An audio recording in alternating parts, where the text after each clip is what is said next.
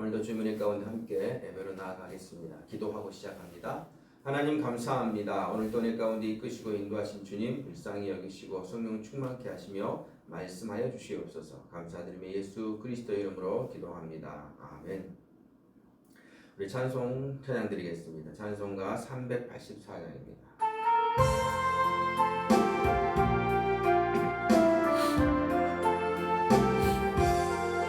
나의 갈 길 다가도록 예수 인도하시니 내 주 안에 있는 긍휼 어찌 의심하리요.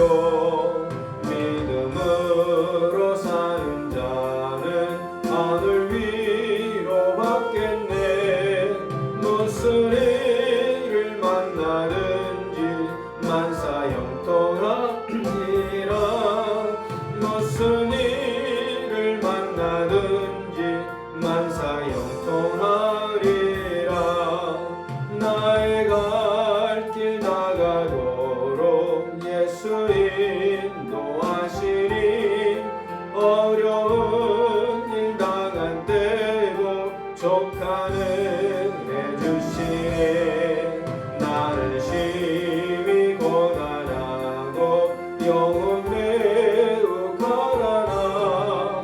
나의 옆에 반석에서 샘물 나게 하시네. 나의 옆에 반석에서 샘물 나게 하시네. 나의 갈 길 다가도록 예수 인도하시니 그의 사랑 어찌 끔지 말로 알 수 없도다. 성령 감화 받은 영혼 하늘 날아갈 때에 영영 부를 나의 찬송 예수 인도하셨네. 영영 부를 나의 찬송 예수 인도하셨네.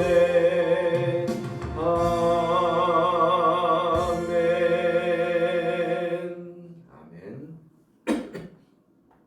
오늘 우리에게 주신 하나님 말씀 함께 보겠습니다. 사도행전 24장입니다. 사도행전 24장 10절에서 23절까지 말씀 우리 함께 합독하여 봉독하도록 하겠습니다. 함께 합니다. 시작. 총독이 바울에게 머리로 표시하여 말하라 하니 그가 대답하되 당신이 여러 해 전부터 이 민족의 재판장 된 것을 내가 알고 내 사건에 대하여 기꺼이 변명하나이다. 당신이 아실 수 있는 바와 같이 내가 예루살렘에 예배하러 올라간 지 12이틀밖에 안 되었고 그들은 내가 성전에서 누구와 변론하는 것이나 회당 또는 시중에서 무리를 소동하게 하는 것을 보지 못하였으니 이제 나를 고발하는 모든 일에 대하여 그들이 능히 당신 앞에 내세울 것이 없나이다. 그러나 이것을 당신께 고백하리이다. 나는 그들이 이단이라 하는 도를 따라 조상의 하나님을 섬기고 율법과 선지자들의 글에 기록된 것을 다 믿으며 그들이 기다리는 바 하나님께 향한 소망을 나도 가졌으니 곧 의인과 악인의 부활이 있으리라 함이니이다. 이것으로 말미암아 나도 하나님과 사람에 대하여 항상 양심의 거리낌이 없기를 힘쓰나이다. 여러 해 만에 내가 내 민족을 구제할 것과 재물을 가지고 와서 드리는 중에 내가 결례를 행하였고 모임도 없고 소동도 없이 성전에 있는 것을 그들이 보았나이다. 그러나 아시아로부터 온 어떤 유대인들이 있었으니 그들이 만일 나를 반대할 사건이 있으면 마땅히 당신 앞에 와서 고발하였을 것이요 그렇지 않으면 이 사람들이 내가 공회 앞에 섰을 때 무슨 옳지 않은 것을 보았는가 말하라 하소서. 오직 내가 그들 가운데 서서 외치기를 내가 죽은 자의 부활에 대하여 오늘 너희 앞에 신문을 받는다고 한 이 한 소리만 있을 따름이니이다 하니 벨릭스가 이 도에 관한 것을 더 자세히 아는 거로 연기하여 이르되 천부장 루시오가 내려오거든 너희 일을 척결하리라 하고 백부장에게 명하여 바울을 지키되 자유를 주고 그의 친구들이 그를 돌봐주는 것을 금하지 말라 하니라. 아멘. 아멘. 이는 하나님 말씀입니다. 이 말씀을 통하여 오늘 이 시간에도 우리에게 은혜 주시기 원합니다. 아멘. 바울의 변명의 이야기인데요. 변명이라고 했습니다만 자기 변론하는 그런 이야기죠. 이제 앞부분에서 더둘러러 가는 변호사가 제사장들과 함께 와서 이제 고발한 그 내용들을 이야기합니다. 더둘러의 고발에 대해 바울이 이제 변론을 하게 되는 것이죠. 더둘러는 바울이 사회의 평화를 깨뜨리고 또 발전을 저해하는 자라고 고발했지만 바울은 그의 고발에 대해서 일목요연하게 구체적으로 설명하면서 하나하나 따져가면서 그의 고발 내용이 거짓임을 정확하게 밝히고 있는 것을 보게 되는 것입니다. 오늘 총독 벨릭스에게 아침함에 말을 시작한 더둘러와는 다르게 바울은 명확하게 몇 마디만 하고 시작하죠. 10절 보면은 당신이 여러 해 전부터 이 민족의 재판장 된 것을 내가 알고 내 사건에 대하여 기꺼이 변명하나이다 라고 말합니다. 바울은 벨릭스가 유대인들의 재판장이 몇 년 전부터 재판장으로 와서 재판 일을 보고 있으니 내가 당신에게 나에 대한 변론을 하겠습니다. 당신을 재판장으로 인정하고 내가 말하겠습니다 라고 말하는 겁니다. 그리고 바울의 변론에서는 더둘러와 같은 비유나 과장, 거짓 정보를 찾아볼 수 없고 오직 있는 그대로 자신에 대한 것들을 정확하게 변론하고 있는 모습을 보게 되는 겁니다. 특별히 바울은 정확한 장소와 그 시간을 거론하면서 고발자들의 주장을 논박하고 있습니다. 오늘 11절과 12절 이렇게 나와 있죠. 당신이 아실 수 있는 바와 같이 내가 예루살렘에 예배하러 올라간 지 열 이틀밖에 안 되었고 정확한 장소와 시간을 이야기합니다. 또한 12절에 그들은 내가 성전에서 누구와 변론하는 것이나 회당 또는 시중에서 무리를 소동하게 하는 것을 보지 못하였으니 회당과 시중이라는 시장, 장터를 의미하는 것이죠. 길거리에서 무리를 소동하는 것을 보지 못하였다. 그렇습니다. 자신에 대해서 당당하게 거짓이 없으니까 그걸 숨길 필요도 없고 그런 어떤 이렇게 막을 쳐서 자기를 보호할 필요도 없는 겁니다. 있는 그대로 이야기만 해도 자기를 고발한 자들이 거짓으로 이야기했기 때문에 거기에 대한 변론은 얼마든지 될 수 있었다는 것이죠. 그래서 바울은 12일 동안 성전에서 다른 사람과 변론하거나 선동한 것을 본 사람이 있는가 하고 질문을 하고 있는 겁니다. 자신을 선동한 사람이 자신이 선동하는 그런 모습을 본 사람이 없다는 것이죠. 본 사람이 있으면 그 증인을 데려와 보라는 겁니다. 그리고 유대인들의 고발에는 구체적 근거가 없음을 오직 완전히 지적하고 있는 것을 보게 됩니다. 13절에 보니까 이제 나를 고발하는 모든 일에 대하여 그들이 능히 당신 앞에 내세울 것이 없나이다. 그들이 당신 앞에 어떠한 구체적인 근거도 증인도 내세울 게 없다는 것입니다. 바울은 더둘러와는 비교할 수 없는 탁월한 논리를 펼치고 있습니다. 성도는 진리로 훈련받을 때 이와 같은 당당함과 탁월함을 소유할 수 있다는 사실입니다. 당당함과 탁월함. 우리가 이미 예수 그리스도께서 우리에게 말씀하셨지 않습니까? 나는 곧 길이요 진리요 생명이라고 말씀했습니다. 우리가 예수 그리스도를 믿는 그 순간 예수 그리스도의 영이 되신 성령님이 우리 안에 오셔서 우리를 세상의 모든 곳에 선포할 수 있도록 하나님의 말씀을 예수 그리스도의 그 능력과 증인 것들을 기억나게 하시고 깨닫게 하시고 그 말씀을 읽을 때 깨달음을 말미암아 그것이 곧 나의 능력이 되고 힘이 되어서 세상 속에 당당하게 복음을 증거할 수 있도록 만들어 주신다는 것입니다. 우리가 공부를 좀 못할 수 있습니다. 글을 잘 모를 수도 있습니다. 책을 많이 못 읽을 수도 있습니다. 그러나 우리가 성경을 통하여서 하나님의 지혜와 하늘의 명철을 깨달아 알 때에 성령 하나님께서 우리에게 주시는 그 지혜와 능력과 그 당당함으로 세상 사람들에게 복음의 능력들을 선포할 수 있음을 기억했으면 좋겠습니다. 그럴 때 그 사람들은 자신들의 이야기가 얼마만큼 거짓된 것이고 얼마만큼 허무하고 무가치함을 깨달을 수밖에 없다라는 것입니다.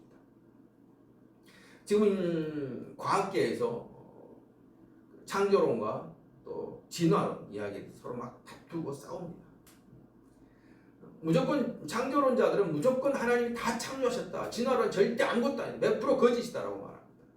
또 진화론자들은 창조론은 그저 만들어낸 설화일 뿐이다.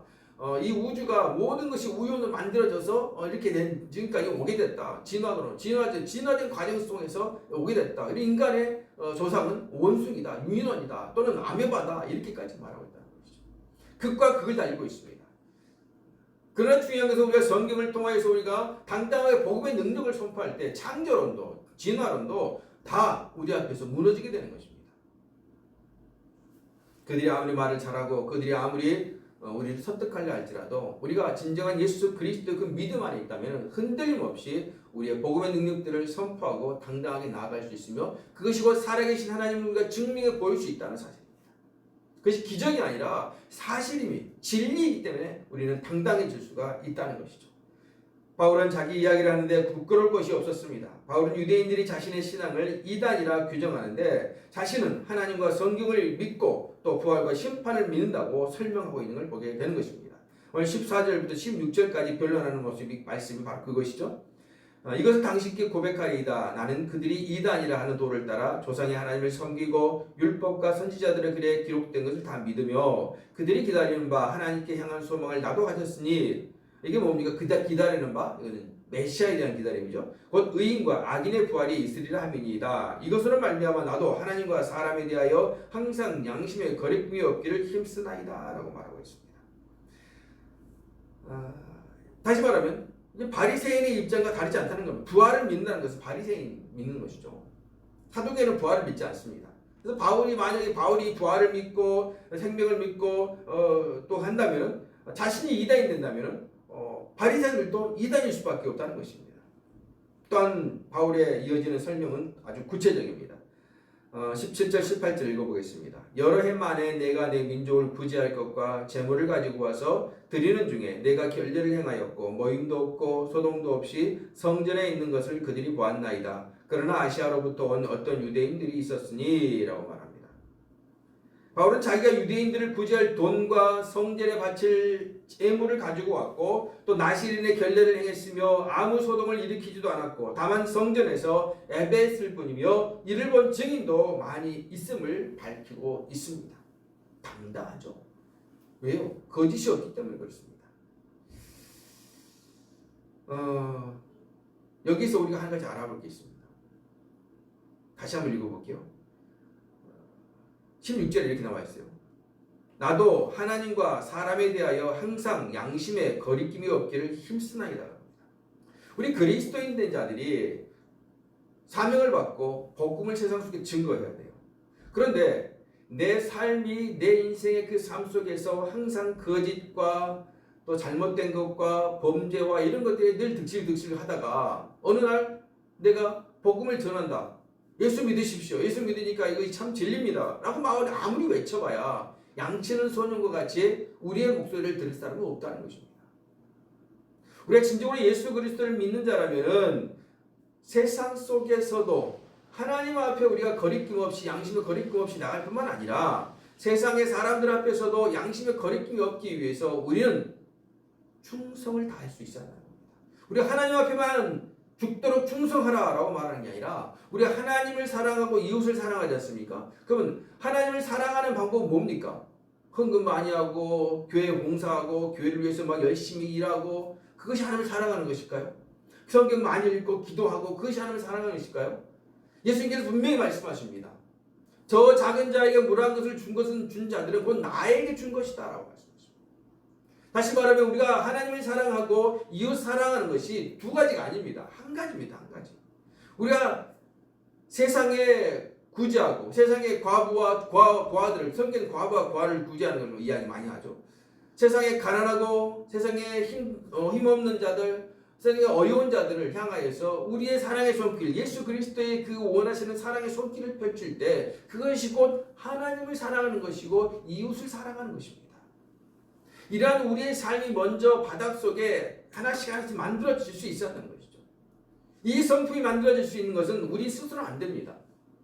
그것은 성령이 우리와 함께 하셔서 성령님께 의지하여서 그분이 우리를 이끌어 가시고 그분이 그런 성령의 9가지 열매 그 성품으로 맺어질 수 있을 때에 우리의 입술에 나온 그 말들이 그것이 예수 그리스도의 그 복음의 진리들이 선포될 때에 그 진리의 말씀들은 모든 죽어가는 영혼들이 들을 때에 완전히 은혜 가운데 꽂히게 되는 것이고 그 말씀에 따라 성령의 충만하고 변화될 수 있다는 것입니다. 오늘 사도 바울도 분명히 말합니다. 하나님과 사람에 대하여 항상 양심의 거리낌이 없기를 힘쓰나이다. 우리 인간이 육신의 삶이기 때문에 물론 거리낌이 있을 수도 있어요. 그러나 우리가 끊임없이 우리의 방향성을 양심의 거리낌이 없기 위해서 그 방향성을 잡고 계속 가는 겁니다. 어떨 때는 무너지기도 하고 어떨 때는 좀 힘들어서 무너지기도 하고 또 못 지킬 수도 있어요. 그럼에도 불구하고 다시 일어나서 그 방향성을 향하여서 양심의 거리낌이 없기 위해서 계속 가는 거. 그럴 때 세상에 믿지 않은 사람들도 우리를 향하여서 저 사람은 그의 삶을 양심의 거리낌 없이 살려고 애를 쓴 사람이야 하고 믿어주게 되는 것이고, 우리의 입술을 통하여서 예수 그리스도를 이야기하고 십자가를 이야기하고 부활을 이야기하고 하나님의 능력들을 이야기할 때 그들은 그 말씀을 하나님의 말씀으로 받아들일 수 있게 된다는 사실입니다. 오늘 사도 바울이 자신의 변론을 이야기를 하고 나서 마지막에 무슨 일이 있습니까? 22절 23절 이렇게 나와 있어요. 벨릭스가 이 도에 관한 것을 더 자세히 아는 거로 연기하여 이르되 천부장 루시아가 내려오거든 너희 일을 처결하리라 하고 백부장에게 명하여 바울을 지키되 자유를 주고 그의 친구들이 그를 돌봐주는 것을 금하지 말라 하니라라고 합니다. 그리고 이 벨릭스가 이제 지금 유대인들과 좋은 관계를 가져야 되기 때문에 지금 바울이 당당하고 바울의 말이 다 옳고 바울이 지금 거짓이 없는 걸 알고 있어요. 그래서 바울을 내보낼 수도 있습니다. 그러나 자신의 어떤 정치적인 게 있기 때문에 당장 내보내지 못하는 것이죠. 그래서 총독 벨리스가 자기의 임기가 마치는 그 순간까지 바울을 구금해 둡니다. 잡아놓죠. 잡아놓는데 그냥 잡아놓는 게 아니라 어떻게 합니까? 자유를 줍니다. 그래서 친구들도 만나고 친구들이 그를 돌볼 수 있도록 만들어줍니다. 다시 말하면 지금 그 더둘라로 가는 변호사가 와가지고 대제사장이라든가 그런 고발하는 사람들이 이야기를 계속 했어요. 만약에 더둘로 이야기가 맞고 바울의 이야기가 거짓으로 들렸다면 바울은 분명히 처단됐을 겁니다.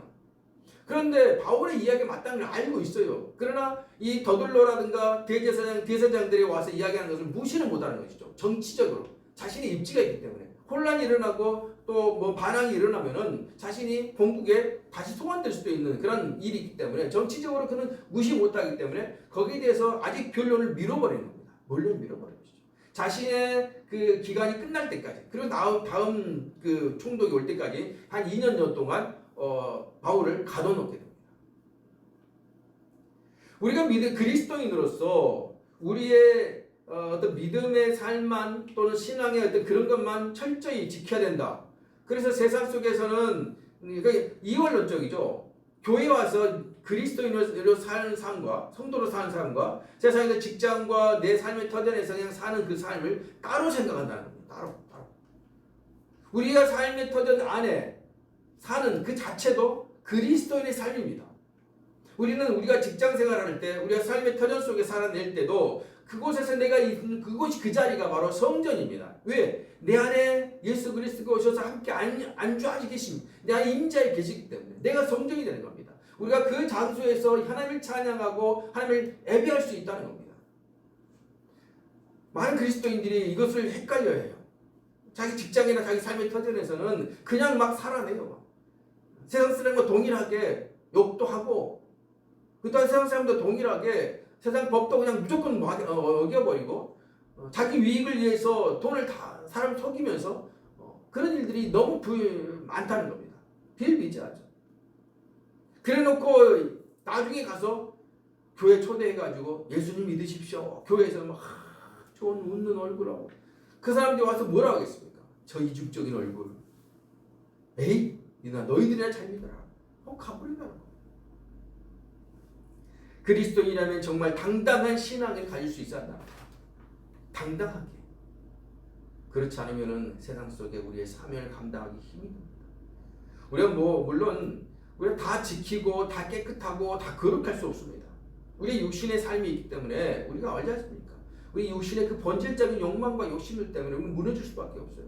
그럼에도 불구하고 우리의 방향성을 늘 하나님을 향하여서, 늘 예수 그리스도의 그 말씀 앞에, 그리고 그 양심 앞에 늘 깨끗하기 위해서 그 방향성을 가지고 걸어갈 수 있어야 하는 겁니다. 그때 주님께서는 우리와 함께 하셔서 그 속에서 우리가 세상 앞에, 사람들 앞에 부끄러울 것 없이 당당한 사람으로 나타날 수 있게 만들어 주실 줄은 믿습니다. 오늘 재판장으로 섰던 벨릭스, 이 사람은 비겁한 사람이죠. 재판장이라면은 공의롭게, 정의롭게 행해야 됨에도 불구하고 그러지 아니하고 자신의 정치적인 입지, 자신의 유익을 위해서 재판의 판단을 밀어버리고 연기하고는 자신의 삶을 찾아가는 걸 볼 수가 있습니다. 비겁하죠. 여러분 우리가 세상 속에 살아갈 때에 이런 비겁한 삶을 사는 건 영 아닌 것 같습니다. 그리스도인이라면 좀 손해를 볼 때는 손을 보고 내가 유익을 얻을 때는 확실히 또 내 걸 가져오기도 하고 우리가 그리스도인이라고 해서 돈을 벌지 말라는 법이 아닙니다. 부자 되지 말라는 게 아닙니다. 그리스도인이라면 더 부자 되고 더 힘 있고 더 능력 되십시오. 그러나 그 부자 된 것들 그 힘이 있다면 그 힘이 있는 것을 가지고 하나님의 영광을 나타내고 세상에 죽고 아파하는 애들 향해서 흘려보낼 수 있는 복의 통로가 될 수 있어야 한다는 겁니다.